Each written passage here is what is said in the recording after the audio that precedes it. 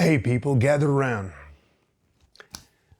Let's talk about the world we've inherited, the ones we're shaping, and perhaps the one we're leaving behind. I'm Roach Mark Roach. I've got something to say about this. I'd appreciate your attention for a bit here. You've all felt it, haven't you? That creeping sense of disconnect, not just from each other, but from the very essence of what it means to be human. We've traded the plow for the screen, the community square for social media feeds. Remember when connecting meant looking into someone's eyes, not swiping right? We're in an era where our survival skills have been outsourced to machines, where our food doesn't come from the earth, but from factories. Our exercise is scheduled, not spontaneous. What's happened to us? Our bodies, once tuned to the rhythm of nature, now sync with the buzz of notifications. We're becoming spectators in our own lives, watching drones do what we once did with our hands and hearts. And let's talk about this economy where we're all tangled up in capitalism. They say that it's the best thing we've got, but at what cost? We're chasing wealth, status, and the next big tech wave, all the while our souls yearn for something more authentic and more real. We've got gyms to simulate survival, supplements to mimic nutrition, and advisors for every aspect of life because we've forgotten how to trust our instincts. We're living in a world of substitutes where even our diseases are man-made, courtesy of our industrialized diets. But here's the kicker, we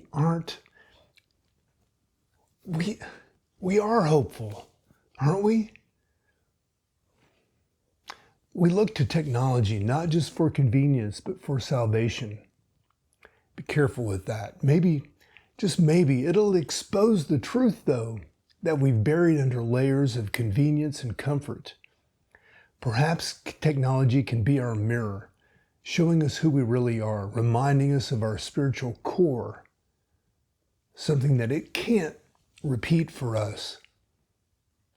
We can only reach inside of each other, of each of us, and share that with each other. What some might call the Holy Spirit, if you'll forgive the term. Yet there's a fear, isn't there, that we're too deep in our biases and prejudices, so we don't trust each other. These are shaped by centuries of misused scriptures and stories.